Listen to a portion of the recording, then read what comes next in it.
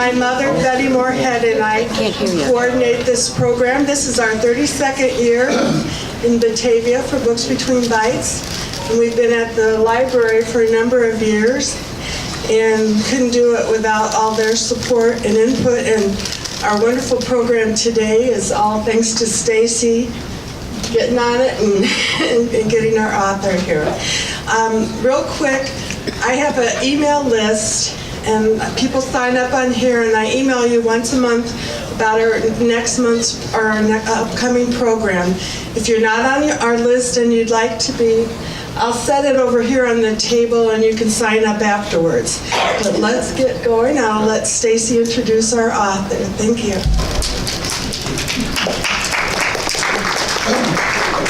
Thank you, Becky. It's my pleasure to introduce our author today. Before I introduce him, I would like to mention that afterwards he will be signing books which are available up here in the front corner of the room. Johnathan Eig is the author of 5 books, including 3 New York Times bestsellers. He is a former staff writer for the Wall Street Journal, where he remains a contributing writer. He was here at Books Between Bites in 2010, so if he looks familiar, that's why. And when he was here before, he was talking about his book, Get Capone. His latest book, which he's going to be talking about today, is called Ali, A Life. It was named one of the 100 notable books of 2018 by the New York Times.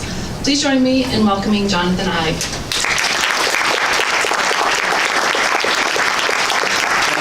Stacey, thanks everybody for coming today.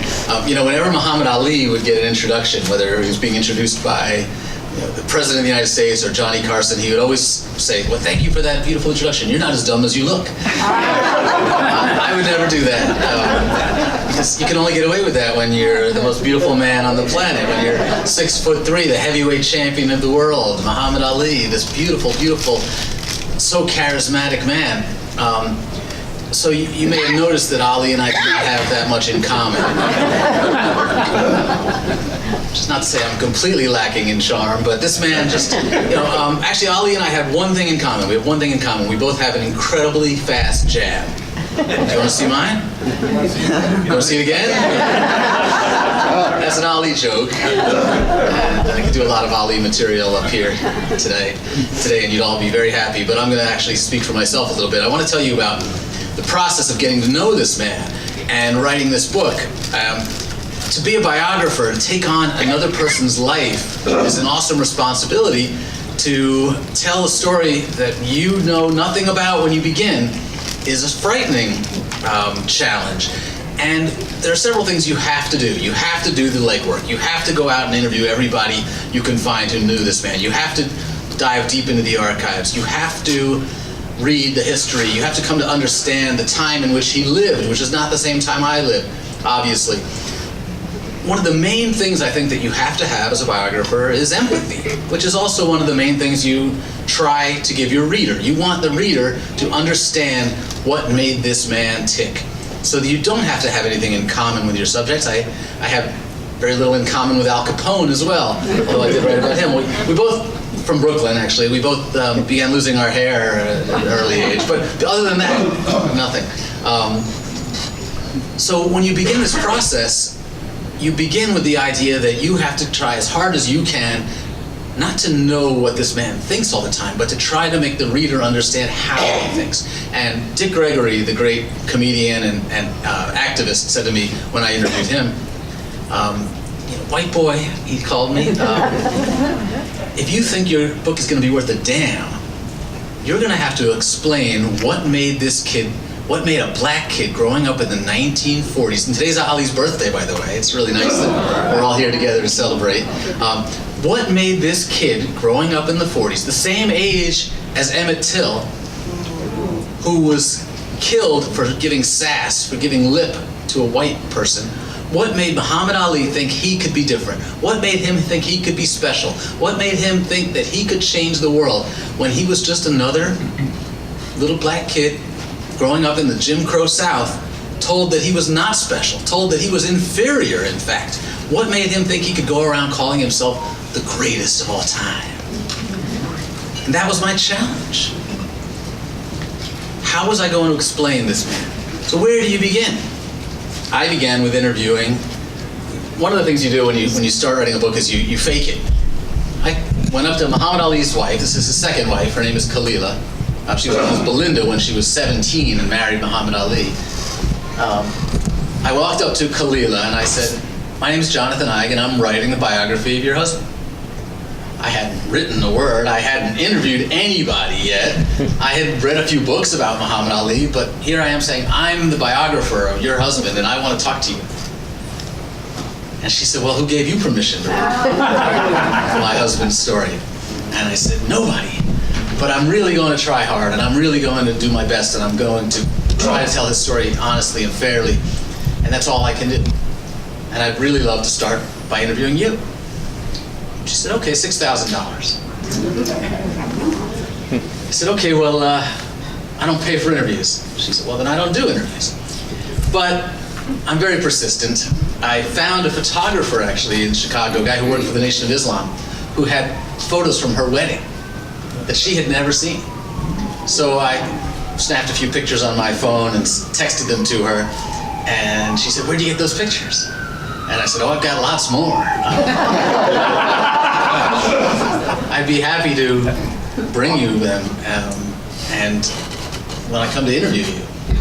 So we began talking, and she really decided that she was going to trust me with her story. And that was the first among more than 250 people I interviewed for this book. I probably did 500-600 interviews because I interviewed her dozens of times. I interviewed Gene Kilroy maybe a couple of hundred times. That was Ali's business manager. Other people like Don King, Louis Farrakhan, I was able to interview just once. But I spent 3.5 years on this project. I counted every punch that Ali was hit with and every punch that he hit his opponents with. I worked with speech scientists to measure the effect of all those punches on his speaking ability, which was a pretty good sign of brain damage, and saw that he was beginning to show signs of brain damage as early as 1970, 71, when he was continued to fight for another 10 years. I began with Khalila, but I wanted to give people a sense of this guy's whole life. And I was very lucky. This is the first time I've written a book in which so many people who knew the subject were still around. Ali just passed away at 73 a few years ago. Today would have been his 77th birthday. So his brother was still around. This is Rahman Ali, who was born Rudy. Of course, as you know, probably, Muhammad Ali's original name was Cassius Marcellus Clay Jr. His brother was Rudolph Valentino Clay. And, but I called Rahman and asked if I could have an interview. His response was $1,000. It's better than $6,000, but I said I don't pay for interviews. I just began calling him, like every week or so, with another. I said, "Rahman, I just have one question. I just want to know what was the name of your dog?" And he'd say, $1,000. I said, "That's a terrible name for a dog." And he said, "That's not funny, and if you want to know the answer, it's $1,000. The dog's name was Rusty, by the way, and I did not pay for that information. But I did go finally and convince Rahman to start talking to me, and here we are. I told him, I went down to Louisville, I said, "I'll take you to any restaurant. I'm not going to pay for interviews, but I'll take you to any restaurant in the city. Nicest place you can find, whatever you want, wherever you want to go." I picked him up, and he lives in public housing. He's on food stamps and on welfare. I picked him up. We drove for like 45 minutes. Louisville's not that big a town. Where are we going? Finally, we pull into this parking lot. It says $6.99 all-you-can-eat Chinese buffet. He said, "Don't worry, it's only $5.99 for seniors." But Rahman began to tell me about their life. This is the home in which they grew up. It's still standing. It's been refurbished since I took this picture. And it was an 800-square-foot house. Ali was born, as I said, Cassius Marcellus Clay Jr. His father was a sign painter. His mother was a housekeeper, worked for other families, white families, cooking and cleaning. And they lived in a middle-class neighborhood. Most boxers come out of poverty. But Ali did not. He came from a middle-class family, two-parent home, and in a neighborhood where he saw people going to work every day, doctors and school teachers and chiropractors, dentists. He came from a community where he learned the value of a good job. The problem was that he wasn't very good at school. Found out later that he was dyslexic, but he really struggled with school, and he was very athletic, very gifted athletically, but couldn't really follow the rules of a lot of sports. Didn't have the patience for learning the rules of baseball. Didn't like football because there were too many people on the field to try to keep track of.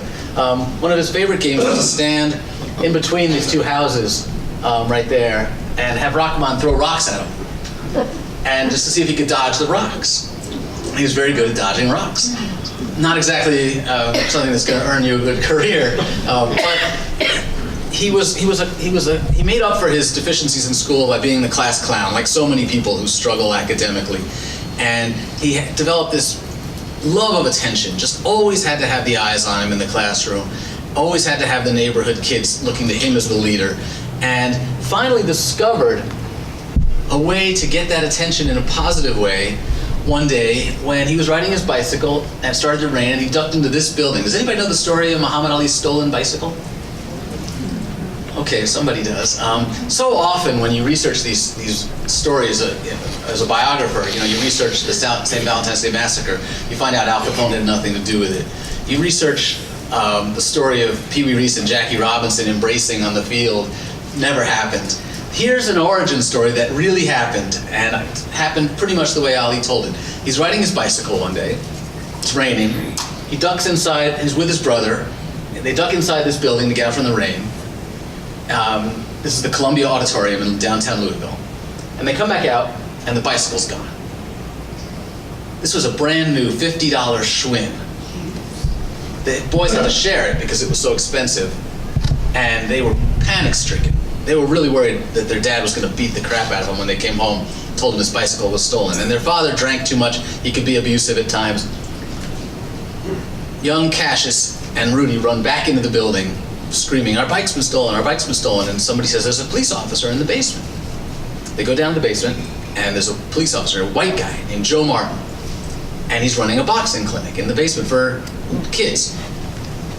Now, several things happened in this moment that would change Muhammad Ali's life, change Cassius Clay's life. First of all, his father has always told him, stay away from the police, especially white police. Nothing good comes from a black kid in Louisville interacting with the police. And Cassius Clay Sr. knew this from experience. Been arrested many times for drunkenness, for fights, for beating his own wife. Here's a white police officer who wants to help. Says to young Cassius Clay, "Well, I don't know if we can get your bike back, but have you ever thought about learning how to box?"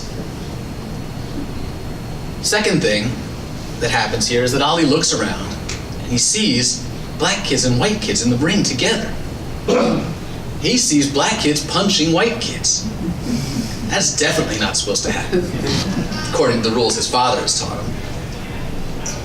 And he becomes intrigued by this. First of all, he figures, I'm going to be really good at this, because he's good. He thinks he's good at everything, and he figures he can whoop those kids in the ring, no problem. He wants to come back and he wants to train, but somewhere deep down, I believe, his brain is trying to recalculate these new things that he's learned. A white police officer wants to help him. Inside the boxing ring, a black kid can hit and beat up a white kid. If these different rules apply in the world of boxing, maybe there are other places that different rules apply. Maybe he doesn't have to accept the fact that his father tells him that black kids can never get rich. Black kids can never be equal to white kids. Maybe that his dad is wrong. And he becomes obsessed with the boxing ring. The boxing ring gives him everything that he's dreamed of, that he hasn't been able to find in the classroom. He begins training, not just with Joe Martin every day, but he goes across town to another gym when he leaves Joe Martin's gym. He begins running to school every day instead of taking the bus. And this is one of the details that I love as a biographer. You know, there's this story that, another one of these great Ali myths, that he used to race the bus to school. Has everybody heard that one? Maybe you've seen it. I think it's in the Will Smith movie. He would race the bus to school. So one of the things you try to do as a biographer is you bring these scenes to life. You ask the people who were around Ali, what was it like to be with him? What was it like to be on that bus and watch him racing the bus? I had a lot of questions. Did he wear gym clothes?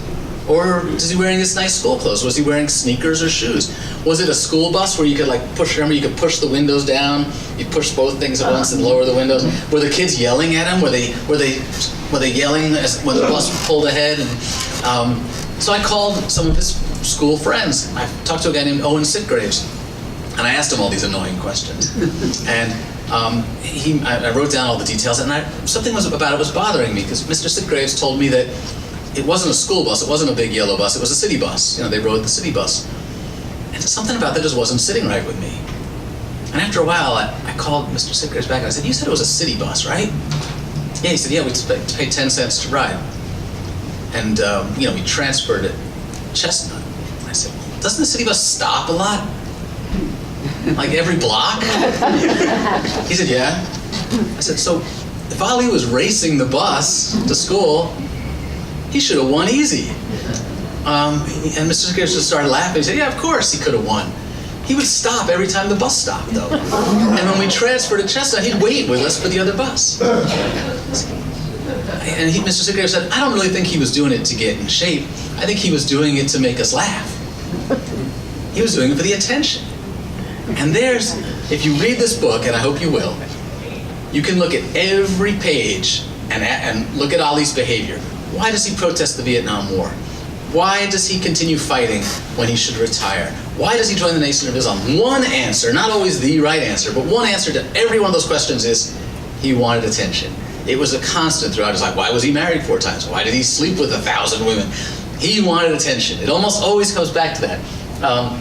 He got his first real taste of attention in the 1960 Olympics in Rome. And you'll see he's wearing the gold medal around his neck. You'll see his brother, Rudy, at his side. Rudy's in almost every picture ever taken of Muhammad Ali. He's just Muhammad Ali's shadow for his entire life. You'll find a picture of Muhammad Ali at like 65, sitting at in a Denny's, and Rudy will be across from him at the next, or in the booth behind him. He's almost in almost every picture. But he goes to the Olympics, and he's not expected to win the gold. And even before he wins the gold, reporters fall in love with this kid. He is just joyful. He is a quote machine. You open your notebook and he writes the story for you. And they're really hoping he wins, because they want to have this guy around to write about for a long time, because it's just so much fun.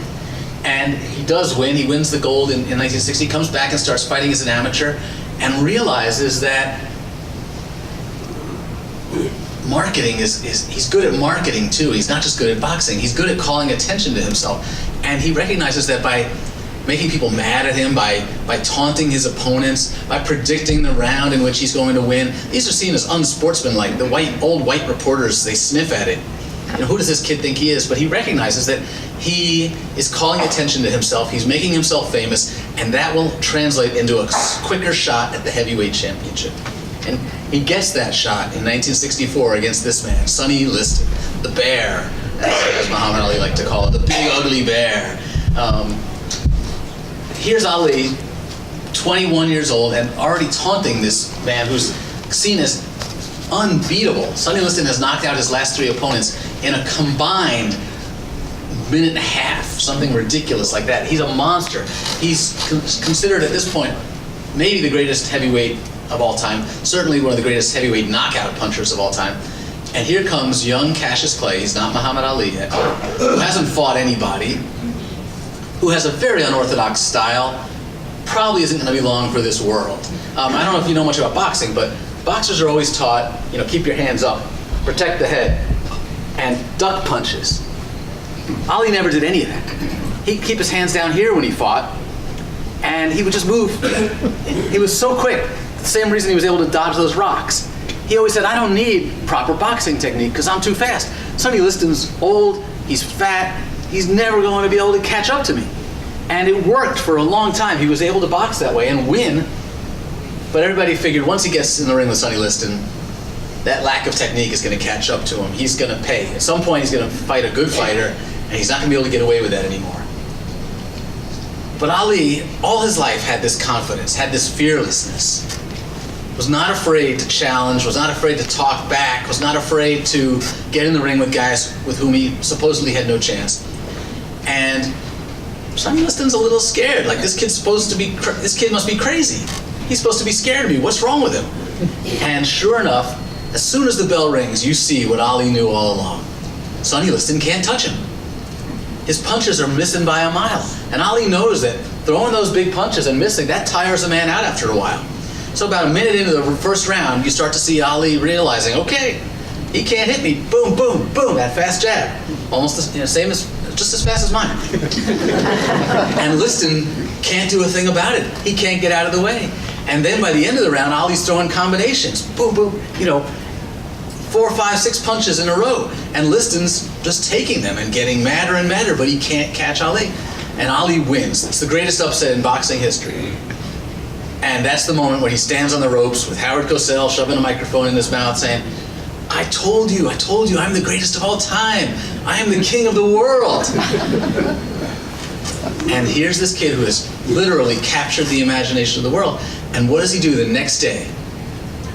Next day, he holds a press conference and says he's joining the Nation of Islam. He's a Muslim now. And I don't have to be what you want me to be. I don't have to say what you want me to say. Just because I'm black doesn't mean that I have to do what the white people want me to do. And this is crazy.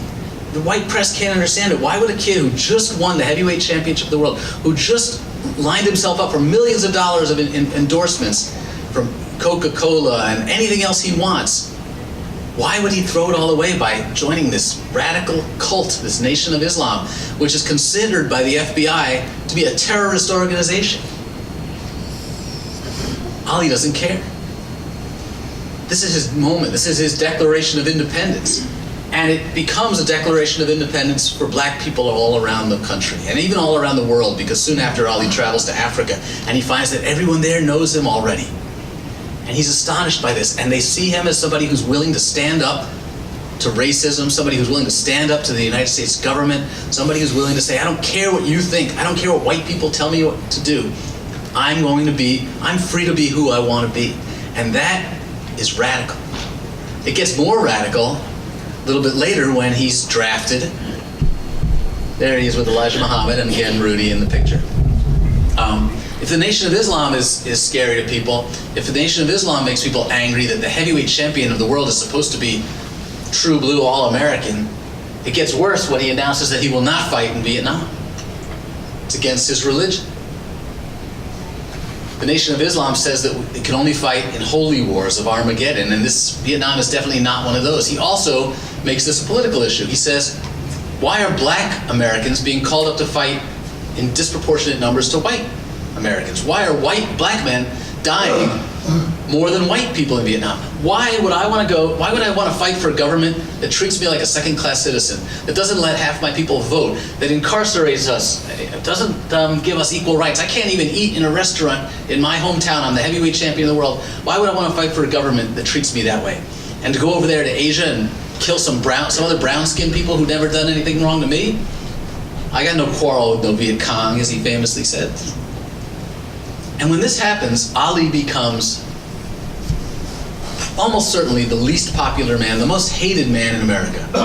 And it's so easy now. We found out yesterday that Louisville's going to name an airport after him, which is ironic because Louisville and everybody else hated him when he did this, and because Ali was scared to death of airplanes. But he was the least popular man in America, certainly the least popular man among white Americans. And as you can see from the headline, he was convicted, sentenced to 5 years in jail, stripped of his heavyweight crown, stripped of his passport so he couldn't fight outside the U.S. while his case was under appeal. And for 3.5 years, when he should have been at the peak of his earning ability, when he was certainly at the peak of his boxing abilities, he could not box. His case worked its way through the courts. He did not go to jail. He appealed and appealed and appealed. Made a living traveling, giving speeches, talking to kids on college campuses, really helping to spread the anti-war movement across college campuses. And then after 3.5 years, the Supreme Court reversed his conviction. New York State granted him a boxing license again, and he got his chance to step back into the ring.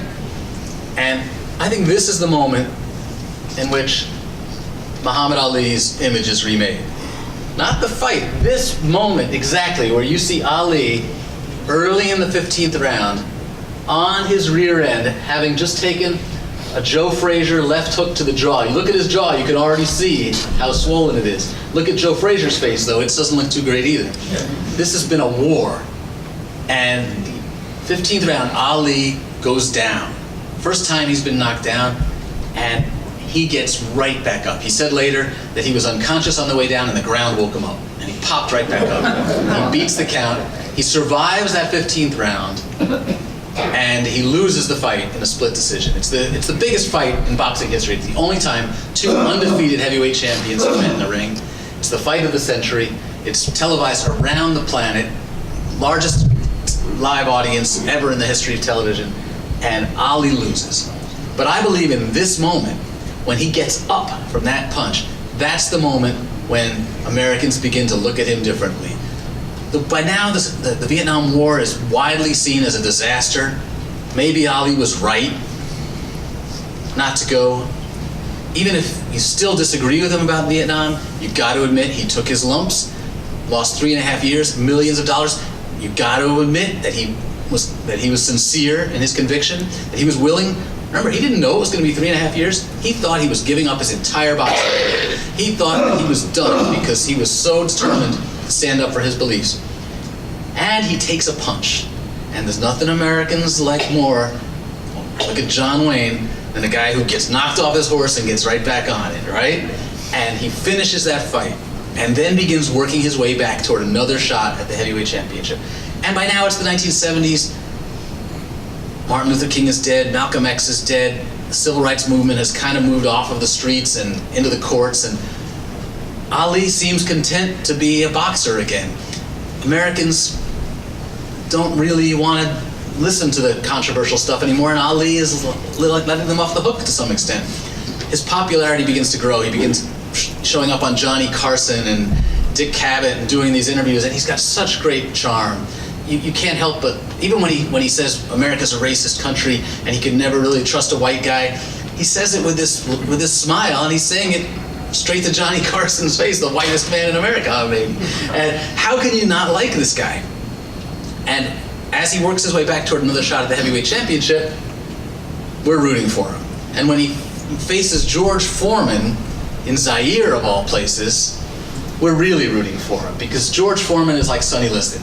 He's seen as this big, ugly, dumb monster. That's the American image of him. He doesn't talk as much as Ali, he doesn't smile, and he's just seen as an ogre. And Americans are rooting for Ali, really, in a way that Ali has never seen before. And I have to pause to tell you a great story. When Ali goes to Zaire, he's famous for taunting his opponents. He called Joe Frazier a dumb gorilla, called him an Uncle Tom. He liked to get under his opponent's skin.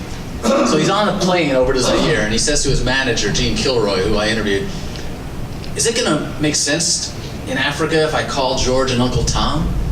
Are they going to know what that is? And Kilroy said, probably not. I don't think Uncle Tom is a thing over there.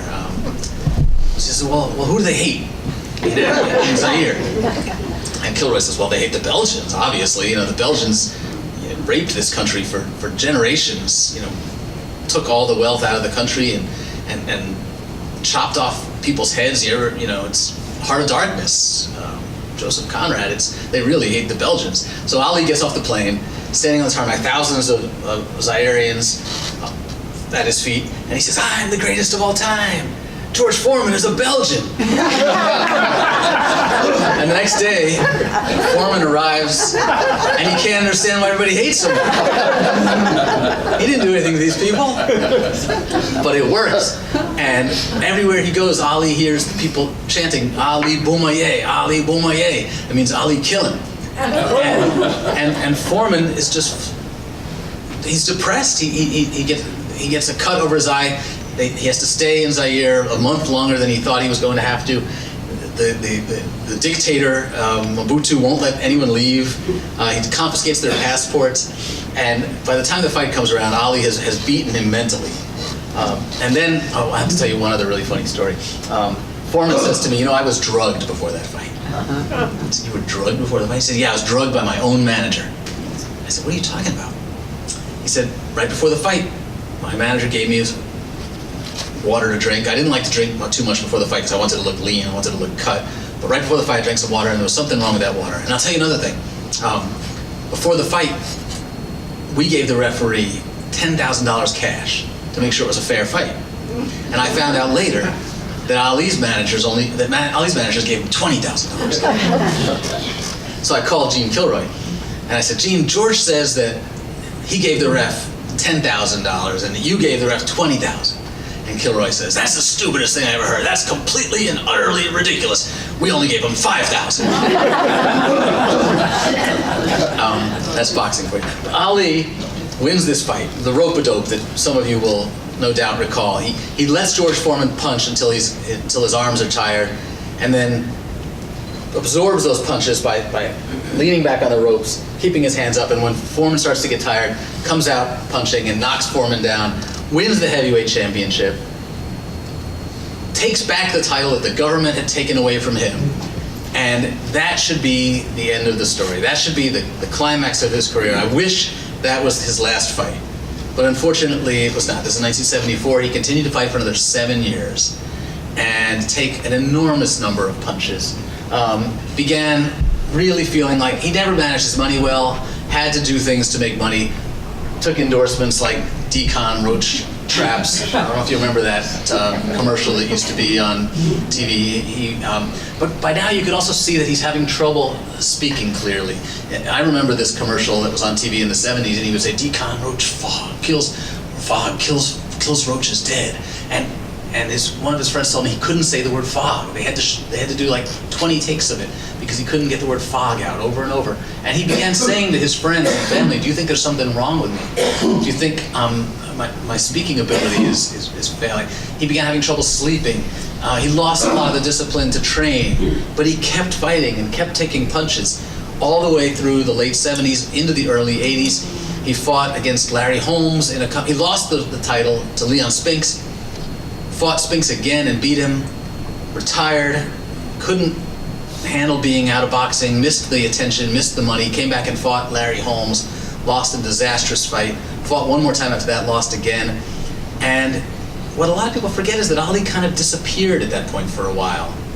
He, in the 80s and even into the early 90s, we lost sight of him. His speech deteriorated more. He was diagnosed with Parkinson's. He didn't like the way he looked and sounded on TV anymore, so he said no to interviews.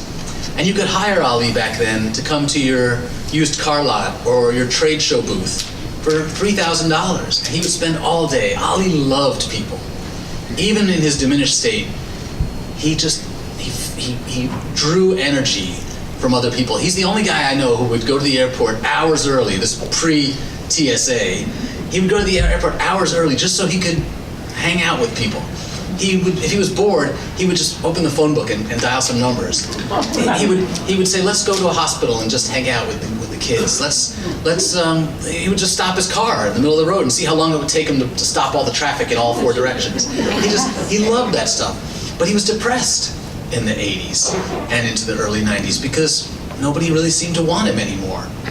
And when you've gone from being the most beautiful man on the planet, the most popular man, the most widely recognized man on the planet, to being unwanted and not knowing what to do with your life, it was incredibly hard for him. And those are some of the darkest years of his life.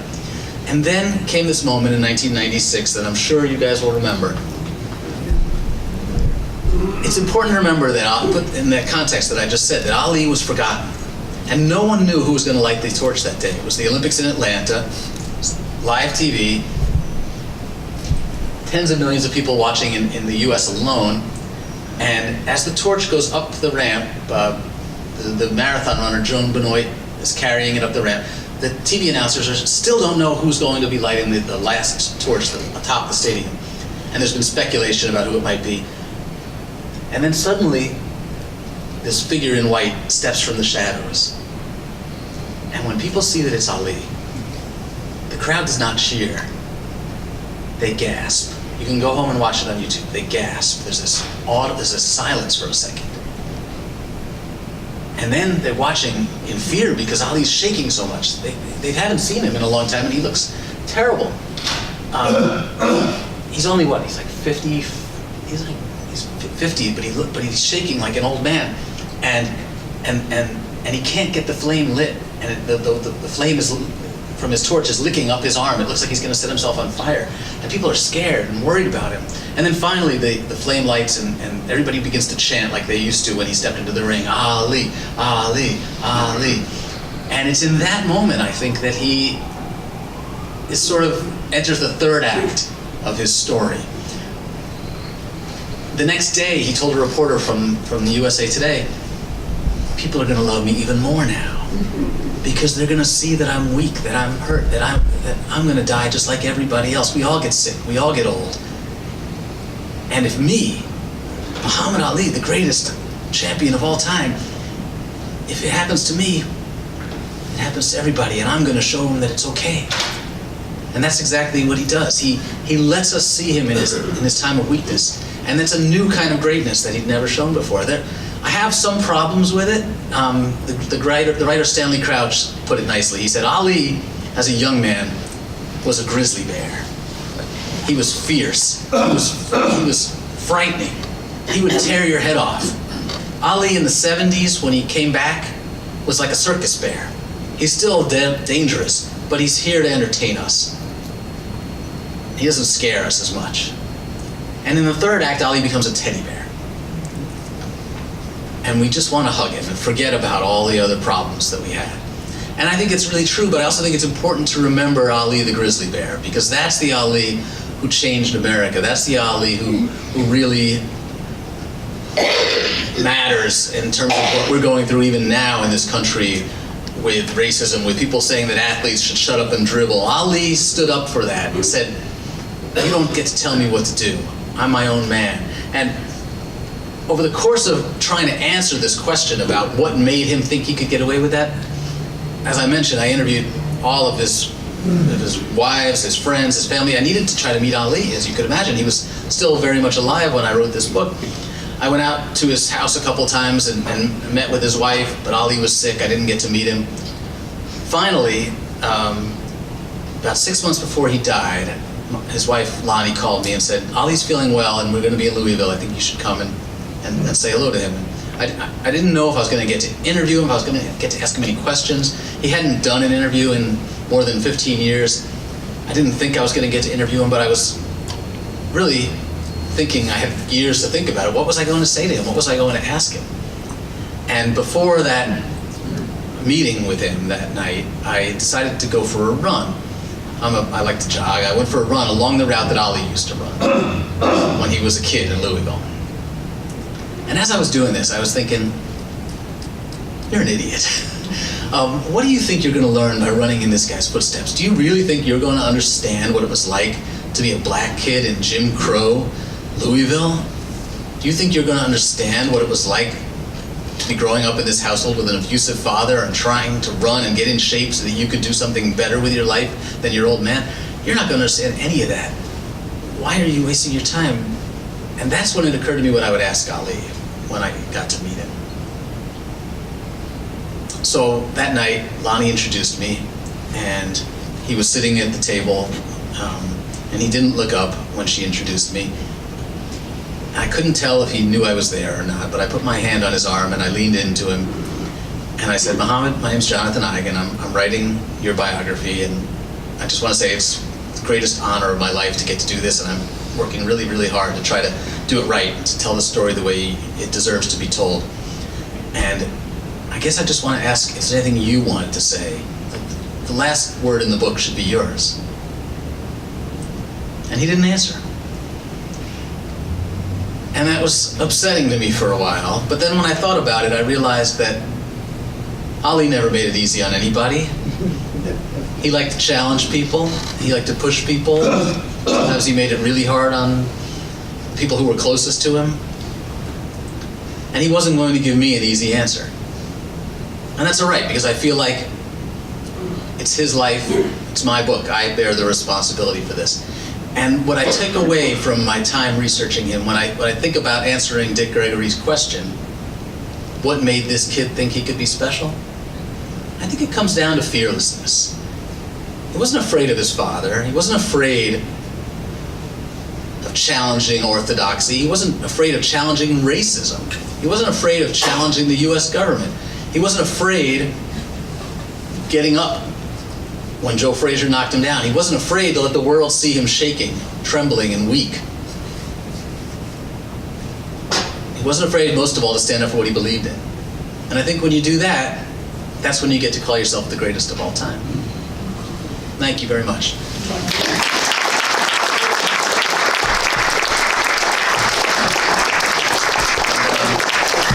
I hope we have some time for questions. I'm happy to talk. Yes?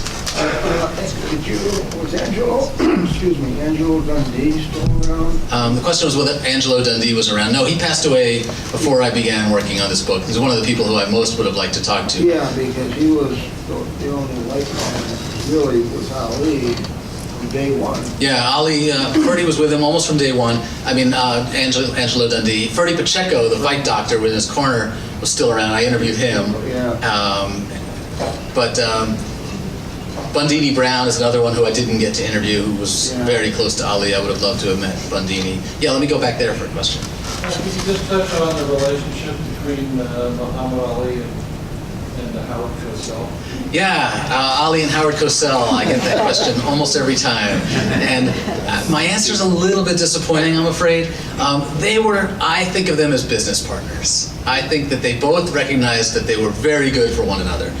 Cosell gets credit. He was one of the very first journalists to say, if this guy wants to change his name, what's it our business? Cosell had changed his name to make it sound less Jewish.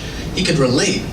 And if this guy wants to change his religion, who are we to tell him not to? So a lot of journalists, including established, respected publications like the New York Times, refused to let him change his name. They continued to call him Cassius Clay for years after he said, my name is Muhammad Ali.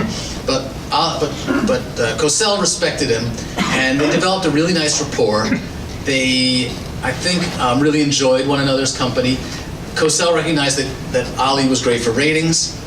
Ali recognized that Cosell made him seem funny and human and warmed some of the hearts of even white racists. And but I don't think that they were best pals. I don't think they ever dined at one another's homes. I think that they were really good business partners. Yes? Well, why do you think the Will Chamberlain Cassius Clay fight didn't come off? Was he scared to actually maybe lose that fight? Yeah, that's a good question. I don't know if I think the story goes that Ali walked up to Chamberlain, looked at him once and said, "Timber."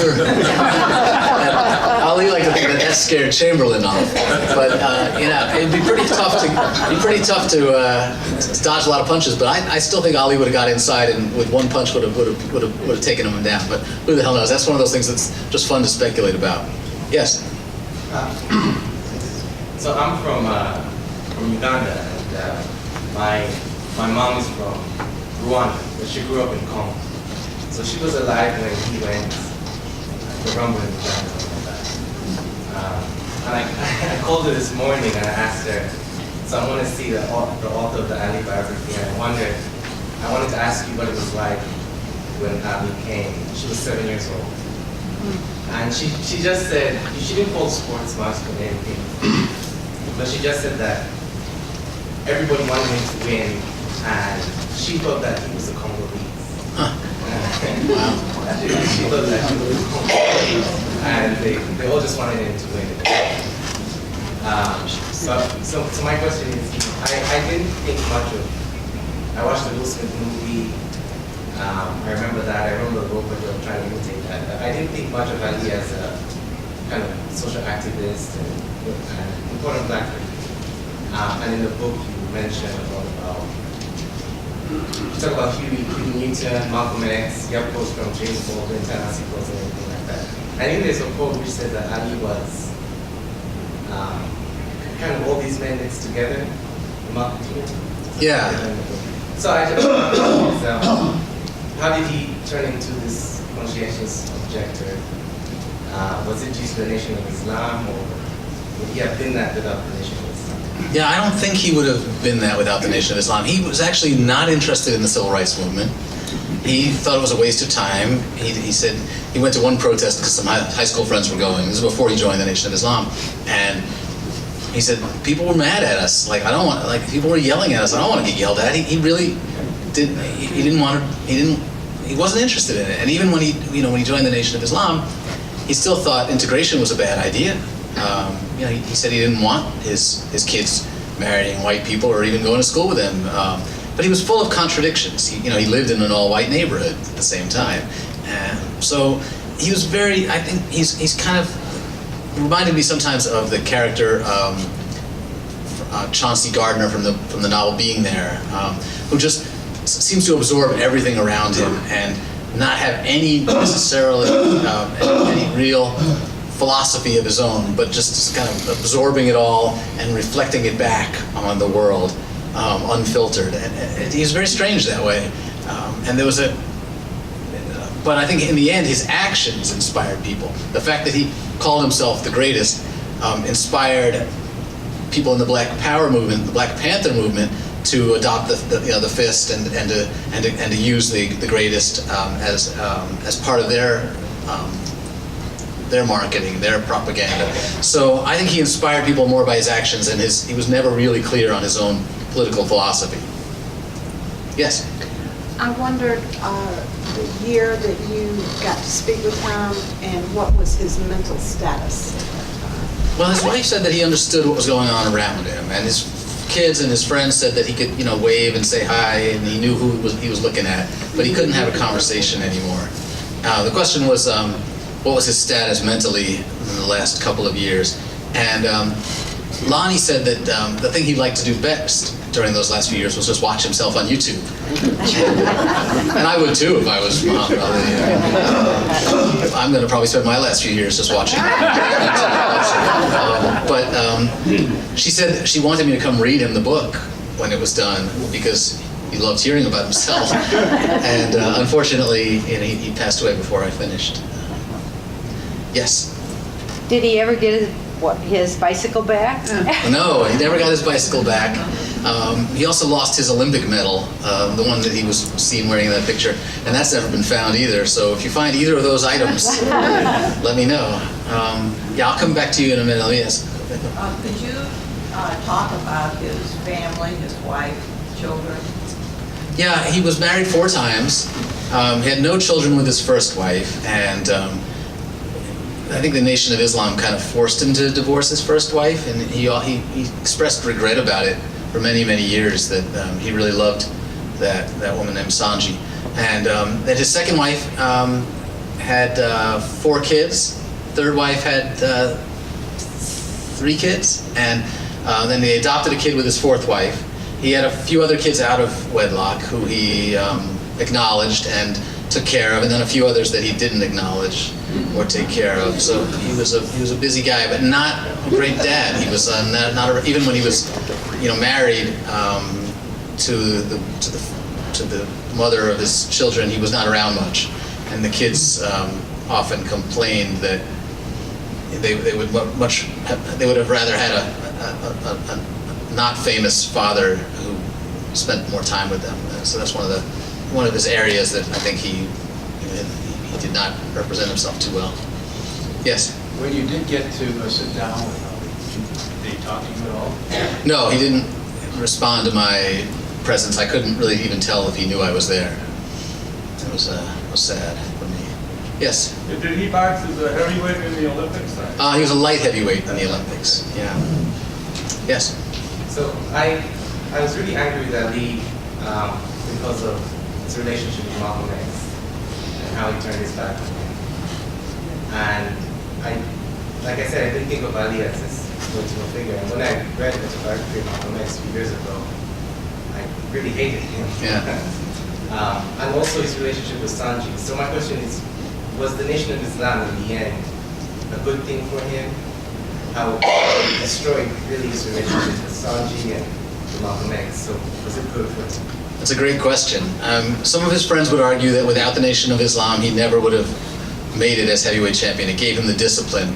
It gave him the worldview. It gave him the ability to think beyond himself, that he was important as a symbol for people around the world. And without Elijah Muhammad, that never would have happened. Without Elijah Muhammad, he probably would not have protested the Vietnam War. He might have taken the deal to box of exhibitions. So without Elijah Muhammad and the Nation of Islam, maybe he would not have been as important a world figure. Maybe he would have been a better person. Maybe he would have treated his friend Malcolm X better. Maybe he would have treated Joe Frazier better. He was really cruel to Joe Frazier. Maybe he would have treated his wives and his children better. We can't really answer those questions. But the people who knew him the best felt like he probably would have not achieved the level of success he had early in his life without the Nation of Islam there to give him some structure. That was their opinion.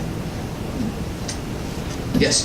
You mentioned that you took note of the number of times that he was punched and how that started to affect him as early as, what, 1970 or so? Yes. And I don't know if you had a chance to see the movie Concussion or not, but if you didn't, what did you think about that in relation to I think there's no question that Ali was suffering from CTE, and it was, back then they called it punch drunk syndrome. And I calculate that if you include his pro fights, his amateur fights, his exhibitions, sparring sessions, he was probably punched about 200,000 times, and about half of those would have been blows to the head. And there's no question. When he was diagnosed with Parkinson's, the doctor said this was a result of the boxing. This was not Parkinson's disease. This was Parkinson's syndrome, which is a cluster of symptoms that mimics Parkinson's disease. So I think there's no question that almost no question. There was no autopsy, so we can't say for certain. But he was almost certainly the victim of head trauma. Yes? You said that his brother is on welfare and living in subsidized housing, and was his estate really not that big then? Well, his estate was, he was pretty much broke when he retired from boxing. And then his fourth wife, Lonnie, made some very smart business decisions and rebuilt his fortune over the years. But she cut the brother out and cut some of the children from other marriages out. They did get some money in the will. I don't know how much Rahman got, but I'm told that he's still struggling. Yes? Did the Nation of Islam financially support Ali, or was it just support that independent in his boxing career? The Nation of Islam, the son of Elijah Muhammad, Herbert Muhammad, became Ali's business manager, and Herbert took care of himself. And you can argue that he also made Ali a lot of money, but they didn't take care of him in terms of setting up trust funds, tax avoidance strategies. They weren't shrewd business managers. Ali made generous donations to the Nation of Islam. I'm not sure how much he got in return. I know when he was out of boxing, the Nation of Islam did provide him with some financial support, so it's not all bad. Yes? Are you thinking about a future biography, and what might be in store for us? I'm working with Ken Burns on an Ali documentary right now. That'll be out probably in about 2-3 years, I think. And I'm starting on a biography of Martin Luther King now, which is going to take a while. Yes? Do you think there was any truth to that he threw his Olympic medal off the bridge? The question is whether I think there's any truth to the story about him throwing his Olympic medal off the bridge. The story goes that he was eating in a white-only restaurant, was told that they wouldn't serve him, and he got so mad that he threw his medal into the Ohio River, and I don't think it happened. The story was invented for his autobiography, which was written by a ghostwriter. Ali said he never read it. Somewhere. Yeah, Rahman told me that his brother lost the medal, and that he remembered searching for it, but they couldn't find it. Maybe he gave it to a girl. That was Rahman's best guess. I want to ask about the Louisville sponsoring crew. In the book, I think you suggested in the beginning that maybe there was that bigger racism with the group towards Ali. Maybe they were looking at him as somebody that they could have fun with, somebody for amusement. But it seems that they treated him fairly. I wonder, do you think that, did they treat them fairly? Because, 10, 11 rich white businessmen, what comes to mind is, you talk about shut up and dribble. I think of Donald Sterling, the Ella Clippers moment, and how he made those racist comments. And that's what African Americans in Florida. So there's always a chance of that. And I just think that, I wonder, would the Louisville sponsoring group, do they treat him fair, in your opinion? Yeah, I think certainly by 1960 standards, they treated him great. Like for a group of wealthy white men to manage his career and really take care of him financially and make smart business decisions. Was there some paternalism involved? Was there a feeling that we need to do this so this little black boy doesn't mess up his life? Yes, absolutely. Although by 1960 standards, I think that was, that was mild when it came to paternalism. But they did a good job. They paid his taxes. They set him up with a good team. They paid all his. He was the best paid boxer in history at that point because he had a monthly salary. He had a greater percentage of the earnings than most fighters got.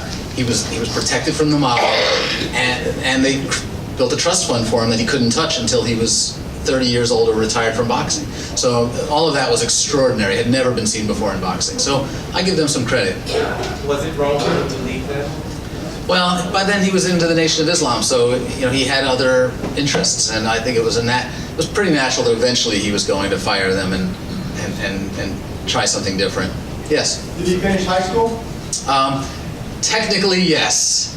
He didn't show up much of the last year or so because he was boxing in the Golden Gloves tournaments and other amateur fights. And the principal decided to give him the diploma anyway, even though some of the teachers protested. He said, someday, this kid might be famous, and people are going to remember what high school he went to. And I'd rather be known as the high school where he graduated than the high school that flunked him out. He lived in Chicago for a while, didn't he? Yeah, he lived in Chicago for a long time, on South Jefferson and then in Hyde Park. All right, well, if there's no more questions, I will be hanging around signing books. Wait, one more? Yeah, go ahead. So I remember in the Chasing Ali podcast, we were talking about how one of the things that excited you about this was the many characters in Ali's life. I just want to ask you if you have a favorite one, other than Ali. Yeah. A favorite one to research and write about. I think my favorite, there were a lot, and I loved the women. I loved getting to know Kalila and Veronica. 3 of his 4 wives are still alive. And at times they would all be calling me, like on the same day, gossiping about each other. And one of Ali's friends said to me, now you have a little bit of a sense of what it was like to be Ali, because he was juggling all these women at the same time too. I said, yeah, but I'm not sleeping with any of them. But I think my favorite was really Don King. Don King, as you can imagine, really crazy character, but I liked him. I mean, I'm glad I would never do business with him, but I was shocked by how honest he was. He told me about how he ripped off some of these fighters and from his perspective, invited me to his Christmas party and told me to bring my kids, which I did.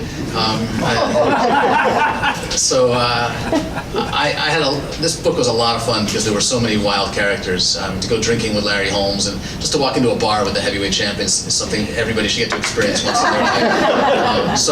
But if I had to pick a favorite, Kalila, Don King were up there for me. And if you have more questions afterwards, I'd be happy to chat one-on-one while I'm sitting over here signing books. And thank you for inviting me.